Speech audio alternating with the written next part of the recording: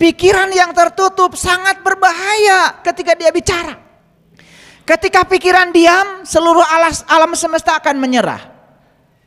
Apa maksudnya? Pikiran diam itu seperti apa? Pikiran diam itu adalah pikiran yang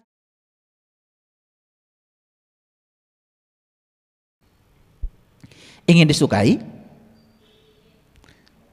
Ya jawab dong. Ingin tidak disukai?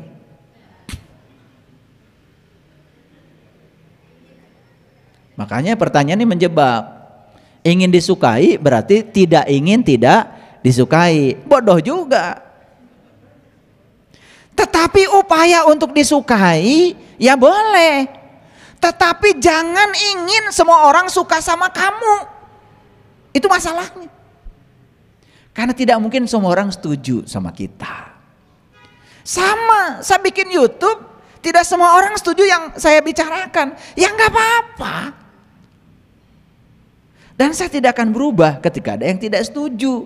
Itu jadi kritikan buat saya, supaya saya lebih bijaksana ketika bicara. Saya pandang secara positif saja. Makanya saya terima yang setuju, saya terima juga yang tidak setuju. Makanya saya tenang-tenang saja. Ngerti maksud saya? Oke. Tapi kalau ingin disukai, tanpa kita memaksa orang lain harus suka, nih catat omongan saya. 1, belajar penuh perhatian pada orang. Ketika orang lain diperlakukan seperti kamu perlakukan diri kamu sendiri, saya kira semua akan lebur, semua akan cair. Sebetulnya orang lain tidak suka sama kita karena kita tidak bisa memperlakukan orang lain seperti kita memperlakukan diri kita sendiri.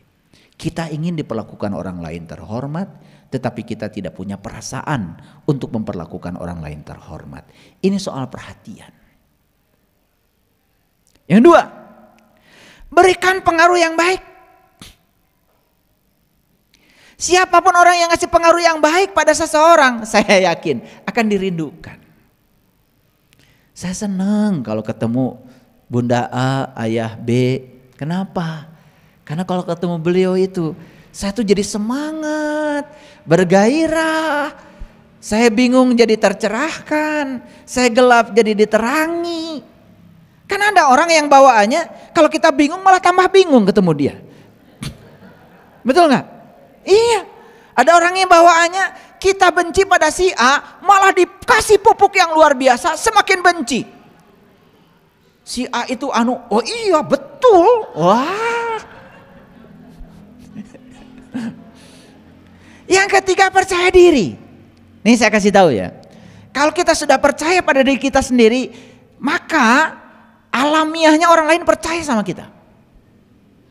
Dan orang-orang yang dirinya sendiri saja sudah tidak dipercaya oleh dirinya, jangan berharap orang lain akan percaya sama kamu. Yang keempat, ramah. Apa susahnya sih? Ramah.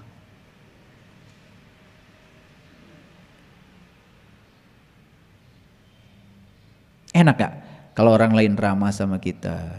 Betul gak? Iya. Oh ya, apa kabar? Gimana anak-anakmu, cucumu? Seneng gak tanya begitu?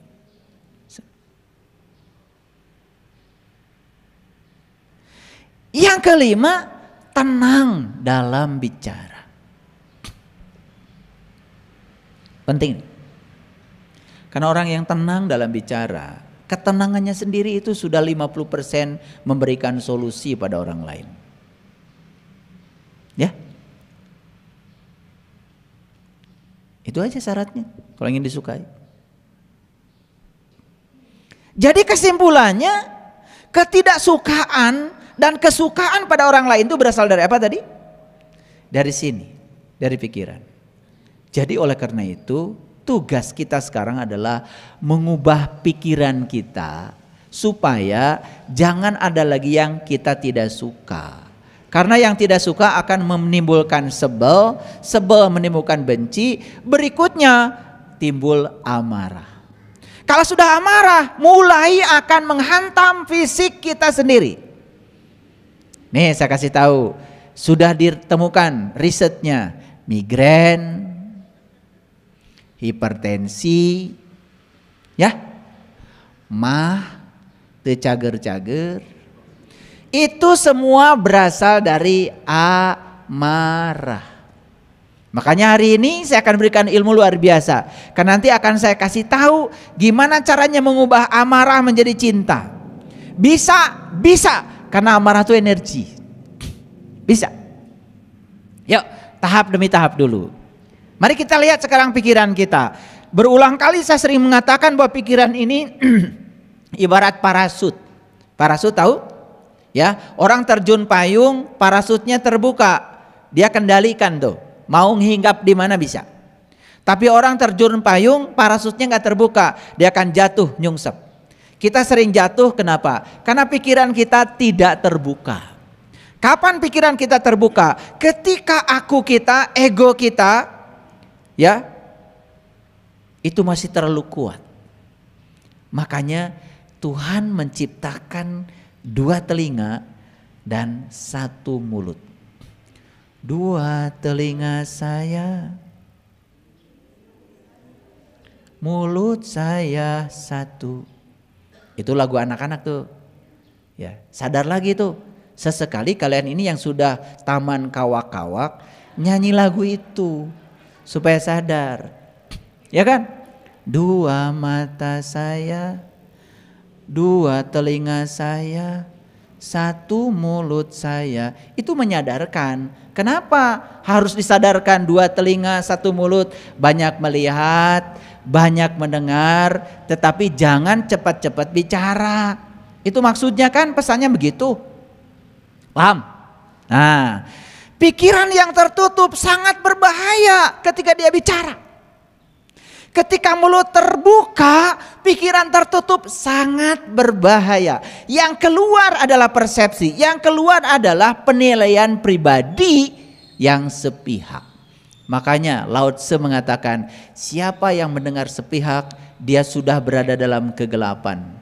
Tapi siapa yang mendengar 2 pihak, maka dia akan dalam terang benderang. Hati-hati ya, mendengar sepihak itu kegelapan. Makanya saya kalau mendengar ini saya diam aja. Karena saya baru mendengar sepihak dan saya sadar itu kegelapan. Kalau saya itu respon dan saya memberikan kesimpulan, sangat berbahaya. Karena saya masih belum mendengar dari 2 pihak. Itu penting. Ini soal kebijaksanaan ya. Ya? Iya. Kalian harus dibentak sedikit. Ketika pikiran diam, seluruh alam semesta akan menyerah. Apa maksudnya? Pikiran diam itu seperti apa? Pikiran diam itu adalah pikiran yang terkendali. Siapa pengendali pikiran? Kesadaran. Makanya kita belajar kesadaran untuk mengendalikan pikiran. Manusia bisa mengubah hidupnya dengan mengubah cara berpikirnya. Setuju? Kan saya sudah bilang, nasib itu ditentukan oleh karakter. Karakter ditentukan oleh kebiasaan. Kebiasaan ditentukan oleh tindakan. Tindakan dilahirkan oleh kata-kata. Kata-kata dilahirkan oleh pikiran. Jadi sebetulnya nasib itu ujungnya, tapi awalnya pikiran. Makanya mengubah nasib adalah mengubah pikiran. Ini sudah saya jelaskan di kajian yang sebelumnya. Paham ya? Oke. Jangan tinggal di masa lalu. Jangan bermimpi tentang masa depan. Pusatkan pikiran saat ini. Ini yang disebut dengan mindfulness. Makanya saya mengajarkan olah nafas 4, 7, 9. Tarik napasnya hitungan 4. Tahan napas hitungan 7. Buang napas hitungan 9. Sehingga ada saldo. Narik napasnya 4, buang napasnya 7. Sehingga yang masuk dengan yang keluar tidak sama. Sehingga respon kita terhadap sesuatu selalu tenang. Itu pentingnya mindfulness. Itu jangan dianggap remeh. Ya, tarik napas yang dalam. Hitungan 4.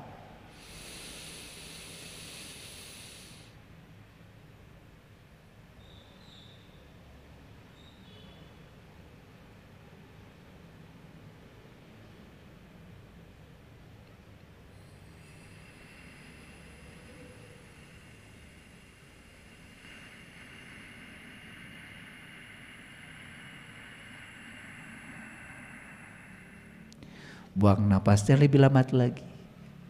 Jadi 4, 7, 9 itu perbandingannya. Ada yang bilang 4-nya gini, 1, 2, 3, 4, boleh. Ada yang 1, 2, 3, 4, boleh. Ada yang gini, 1, 2,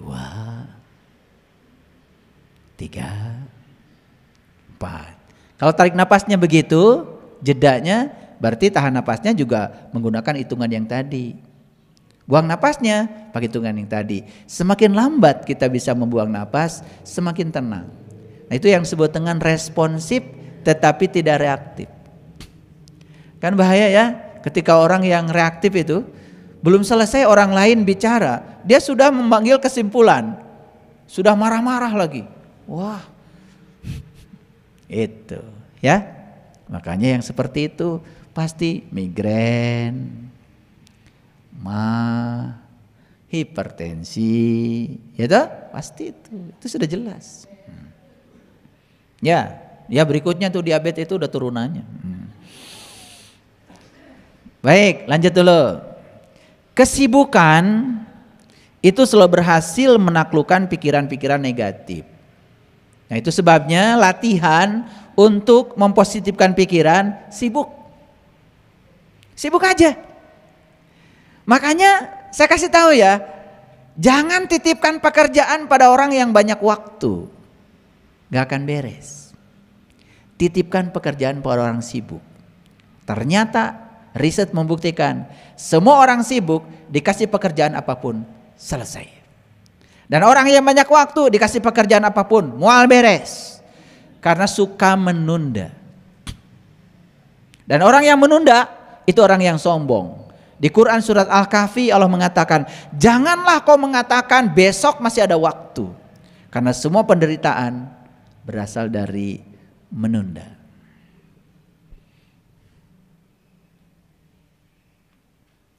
Wajar bila teman-temanmu meragukan apa yang kau perjuangkan saat ini. Karena pikiran mereka belum tentu semaju pikiran. Disinilah pentingnya. Jangan terpengaruh oleh pikiran orang. Disinilah pentingnya kita menjadi diri sendiri. Itu namanya percaya diri. Jangan setiap orang berbicara direspon. Nah, ketika pikiran kita menjadi tawanan pikiran orang lain, selama itu kita akan gagal menjadi diri kita sendiri. Itu penting.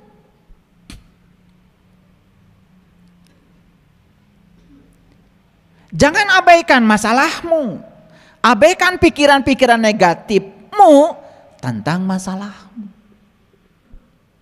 Jadi sebetulnya yang suka memperdalam masalah kita, sebetulnya pikiran negatif tentang masalah kan sebetulnya, bukan masalah itu sendiri.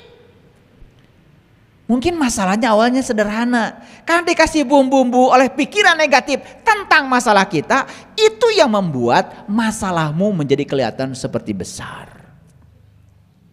Jadi semua ini adalah permainan pikiran.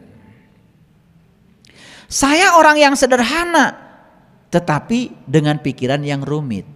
Setuju? Kok diam? Atau orang yang rumit dengan pikiran yang sederhana? Nah, sebetulnya kita ini datang ke semesta ini, pikiran kita tuh awalnya sederhana. Dengan proses kehidupan ada paradigma yang diinputkan ke dalam pikiran kita secara tidak langsung, maka kita tuh menjadi tawanan dari lingkungan ini. Apa yang terjadi? Pikiran kita jadi ruwet. Makanya betul kalau kata-kata di dalam kitab suci, kamu tidak akan pernah masuk surga kecuali kamu sudah menjadi anak kecil kembali. Nah, maksudnya adalah kita menjadi pikiran seperti anak-anak.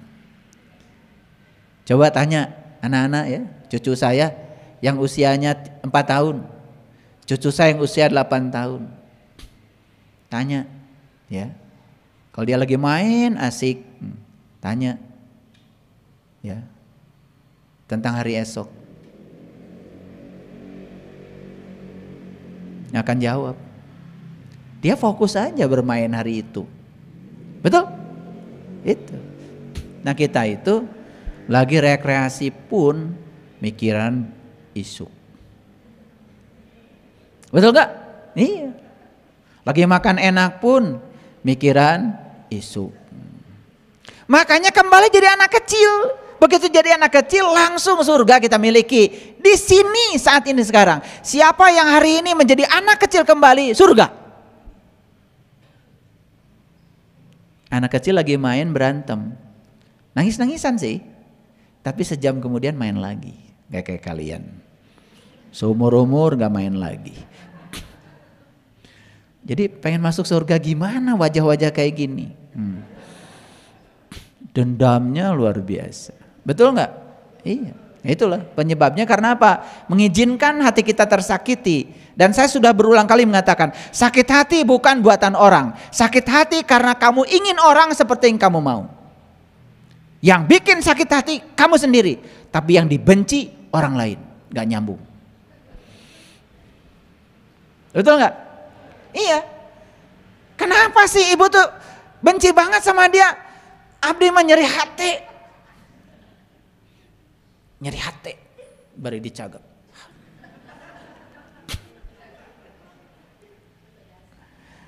Begitu sadar nyeri hati teh buatan dirina sorangan, baru sadar. Nu dipingawewa batur, dipikangewa batur, padahal penyebab sakit hati maneh. Nah, make ngewa ka batur.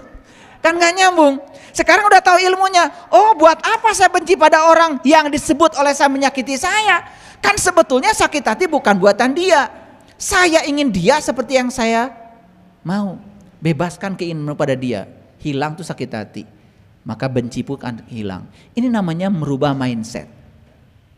Ini ilmu mahal nih. Mahal. Ya. Dan saya tidak banyak bicara ayat sekarang. Ayatnya satu aja yang tadi. Cukup landasannya. Tapi saya berbicara praktek kehidupannya. Untuk kesadaran. Pikiran tumbuh jika digunakan. Melemah jika tidak digunakan.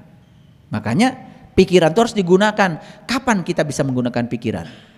Saat kita bisa mengendalikan pikiran. Jadi menggunakan pikiran itu saat pikiran bisa dikendalikan oleh kita. Bukan pikiran menggunakan kita.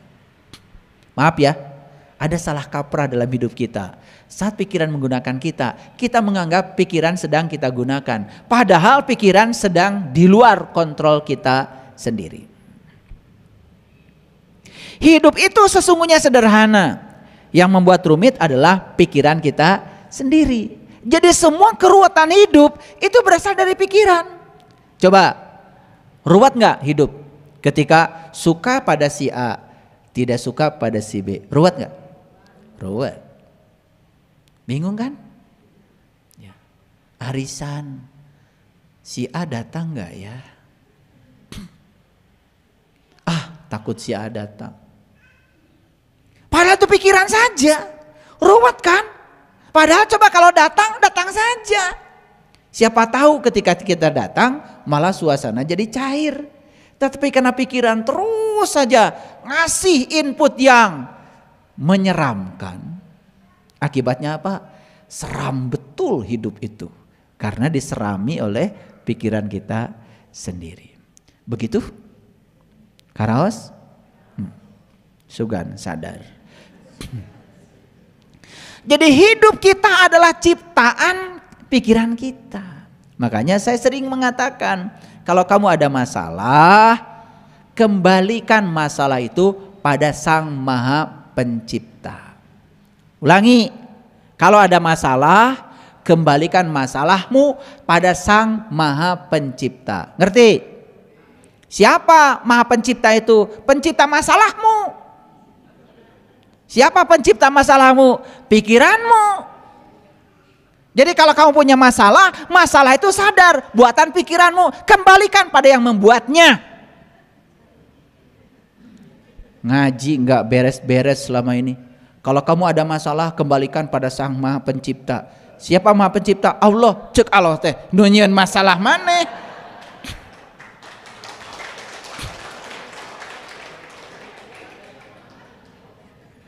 Karunya tuh Allah teh ketempuhan wae. Alif lam mim. Kita nggak tahu. Karena kebodohan kita langsung bilang, hanya Allah yang tahu. Kasihan Allah. Makanya kita ini dikit-dikit Allah, dikit-dikit Allah. Karunia tuh Allah. Kalau kamu punya masalah, kembalikan pada Sang Maha Pencipta. Pencipta apa? Pencipta masalahmu. Siapa pencipta masalah? Kan pikiranmu. Balikin dari kepikiran. Sok telusuri. Dari mana ini masalah? Apa masalahmu? Sakit hati? Telusuri. Sakit hati itu buatan saya. Karena saya ingin orang lain seperti yang saya mau. Ketika dia tidak seperti yang saya mau, saya sakit hati. Geningan sakit hati buatan orang. Sekarang mah saya akan nerima orang lain apa adanya. Saya tidak punya keinginan pada orang lain. Saya punya keinginan pada diri saya saja. Selesai? Ini ngaji kecerdasan. Karena kalian tuh selama ini setiap masalah serahkan ke Allah. Setiap masalah serahkan ke Allah. Karunia tuh Allah teh jadi sampah masalah. Makanya masalah kita nggak beres-beres. Karena setiap ada masalah diserahkan kepada pihak lain. Lain diurus ke sorangan. Kartas. Sugan tuh dibolekerkeun kieu mah. Ngalarti. Maka kita harus menang dalam pikiran sebelum menang dalam kehidupan. Saya yakin ya, setiap orang yang memenangkan kehidupan adalah orang yang sudah berhasil memenangkan pikirannya. Dan semua orang yang dikendalikan oleh pikirannya selalu kalah dalam kehidupan. Jadi kalau kita tidak bisa menikmati berkah kehidupan, satu penyebabnya. Karena Anda belum bisa mengendalikan pikiran Anda sendiri. Apa yang sulit? Yang sulit biasanya adalah pikiran kita sendiri, bukan? Betul nggak? Mau ngaji ke sini kan tidak sulit. Yang dari Malaysia saja bisa datang. Kenapa? Ini dari Malaysia bisa datang, kenapa? Karena tidak berpikir sulit. Padahal ya, Pak Awang itu dari Kelantan. Kelantan ke Kuala Lumpur berapa jam? 7 jam. Naik apa? Bus. Dari Kuala Lumpur terbang ke Jakarta. Berapa jam? 2 jam. Dari Jakarta naik travel ke Bandung. 6 jam. Kalau itu semua dipikirkan, sulit. Dan gak nyampe di sini. Tapi dijalani aja, naik bis, happy, tidak ada yang ditunggu, tidak pengen cepat sampai. Semua perjalanan dinikmati, episodenya nyampe di sini penuh dengan sukacita. Kan keren. Apa yang sulit dalam hidup? Yang sulit adalah pikiran kita sendiri. Kalau begitu, adakah kesulitan dalam hidup? Gak ada. Jadi kalau begitu, semua orang yang sering mengatakan, itu sulit, berarti dia belum beres pikirannya.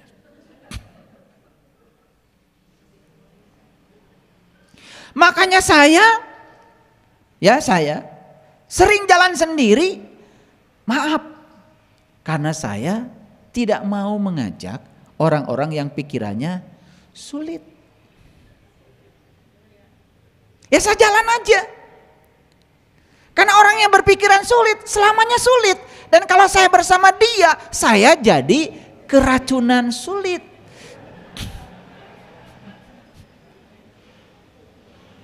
Ya, saya masih ingat tuh, waktu saya beli jalan di Jelekong itu, jalan masuknya itu kan, itu curam gitu. Karena itu adalah kebun bambu. Di situ ada satu rumpun bambu ya yang harus dibuang.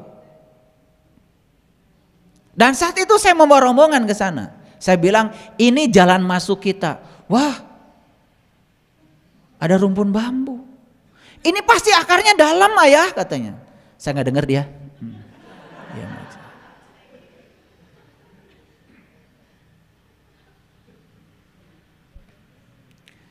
Kemarin saya bawa ke sana. Enak ya ayah, nggak curam lagi. Tuh. Jadi landai gini, mobil udah bisa ya ayah. Tuh. Ya kan? Coba kalau saya ngikutin pikiran dia, keracunan saya. Karena di otak saya nggak ada yang sulit, nggak ada.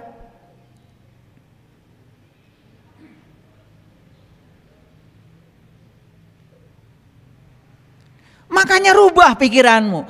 Hidup itu sulit dan penuh perjuangan. Ya sudah, hidupmu sulit dan selalu penuh perjuangan. Ingin punya uang 100.000 pun sulit dan penuh perjuangan. Itu pikiran. Saya dari kecil sudah saya rubah. Hidup itu mudah dan menyenangkan. Saya sudah rubah dari dulu. Makanya selalu mudah dan menyenangkan.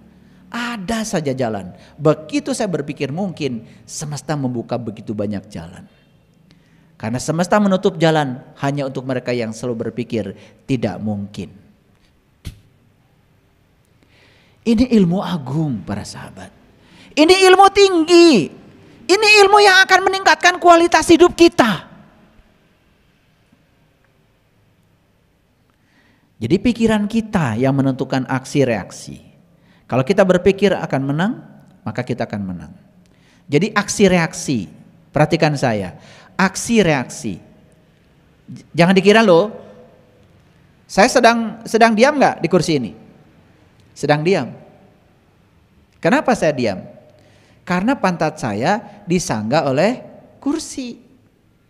Apakah pantat saya mengerjakan gaya pada kursi? Mengerjakan, karena saya ditarik oleh bumi. Ada gravitasi loh pada saya. Gaya dari bumi pada saya ditiadakan oleh gaya dari kursi pada saya, aksi reaksi. Makanya resultan gayanya jadi 0. Itu namanya hukum Newton. Pusing-pusing gak apa-apa.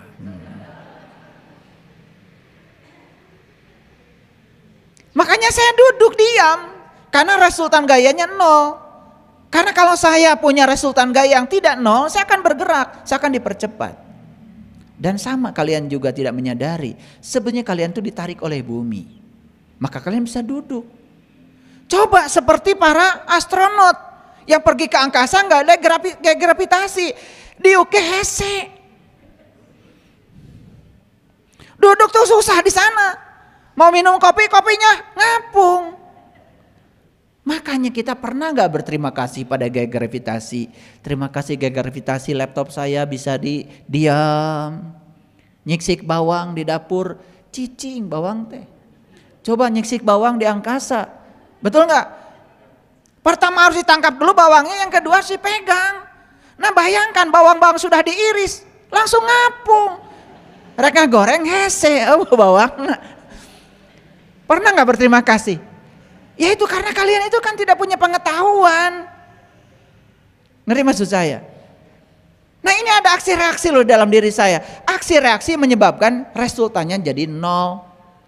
Makanya orang yang 0 terus, karena dia itu aksi reaksi. Begitu berpikir menang, dia akan menang. Dia berpikir kalah, dia akan kalah. Nah yang sering lucu itu sudah berpikir menang, tapi ragu-ragu menang, jadi kalah. Itu resultannya jadi 0, gak kemana-mana, gak maju-maju.